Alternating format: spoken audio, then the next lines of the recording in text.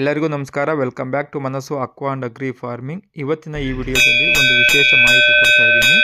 ಏನಪ್ಪ ಅದು ಅಂತಂದರೆ, ಬೆಲ್ ಸೌಂಡ್ ಕೇಳಿಸಿದ್ರೆ ನಾವೇನು ತಿಳ್ಕೊತಾ ಇದ್ವಿ ಅಂತಂದರೆ ದೇವಸ್ಥಾನದಲ್ಲಿ ಪೂಜೆ ಆಗ್ತಿದೆ ಅನ್ನೋದು ನಮಗೆಲ್ಲ ತಿಳಿತಾ ಇತ್ತು. ಅಥವಾ ಹಳ್ಳಿ ಕಡೆ ಸ್ಕೂಲಲ್ಲಿ ಸ್ಕೂಲ್ ಓಪನ್ ಆಗೋ ಟೈಮಲ್ಲಿ ಈ ರೀತಿ ಒಂದು ಬೆಲ್ ಸೌಂಡ್ ಮಾಡ್ತಾಯಿದ್ರು. ಈ ರೀತಿ ಬೆಲ್ ಸೌಂಡ್ ಮಾಡಿದಾಗ ಎಲ್ಲ ವಿದ್ಯಾರ್ಥಿಗಳೆಲ್ಲರೂ ಸಹ ಪ್ರೇಯರ್ಗೆ ರೆಡಿಯಾಗಿ ಪ್ರೇಯರ್ಗೆ ಹೋಗಬೇಕು, ಸ್ಕೂಲ್ ಓಪನ್ ಆಗ್ತಿದೆ ಅನ್ನೋದು ಅವ್ರಿಗೆ ತಿಳಿತಾ ಇತ್ತು.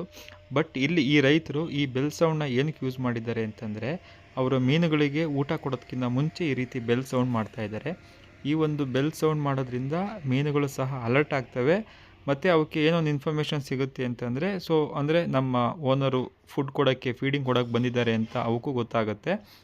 ಎಲ್ಲ ಮೀನುಗಳು ಸಹ ಊಟಕ್ಕೋಸ್ಕರ ಅವಾಗ ಈ ಒಂದು ಸೌಂಡ್ ಕೇಳಿ ಊಟಕ್ಕೋಸ್ಕರ ಹತ್ರ ಬರ್ತಿದ್ದೇವೆ. ನೋಡಿ, ವಿಡಿಯೋದಲ್ಲಿ ತೋರಿಸ್ತಾ ಇದ್ದೀನಿ. ಈ ರೀತಿ ಅವರು ಸೌಂಡ್ ಮಾಡಿದ ನಂತರ ಫೀಡಿಂಗ್ ಕೊಡ್ತಾ ಇದ್ದಾರೆ. ಈ ರೀತಿ ಫೀಡ್ ಕೊಡೋದ್ರಿಂದ ಏನಾಗುತ್ತೆ ಅಂತಂದರೆ, ಎಲ್ಲ ಮೀನುಗಳು ಅಲರ್ಟಾಗಿ ಎಲ್ಲ ಮೀನುಗಳು ಫೀಡಿಂಗ್ ಬರೋದ್ರಿಂದ ಎಲ್ಲ ಮೀನುಗಳಿಗೂ ಫುಡ್ ಅನ್ನೋದು ತುಂಬ ಈಸಿಯಾಗಿ ಸಿಗುತ್ತೆ.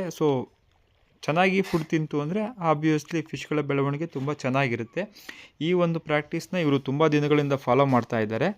ಹಂಗಾಗಿ ಈ ಒಂದು ಇನ್ಫಾರ್ಮೇಷನ್ನ ನಿಮ್ಮ ಜೊತೆ ಶೇರ್ ಮಾಡ್ಕೊಬೇಕು ಅನ್ನಿಸ್ತು. ಹಂಗಾಗಿ ಈ ವಿಡಿಯೋ ಮಾಡ್ತಾಯಿದ್ದೀನಿ.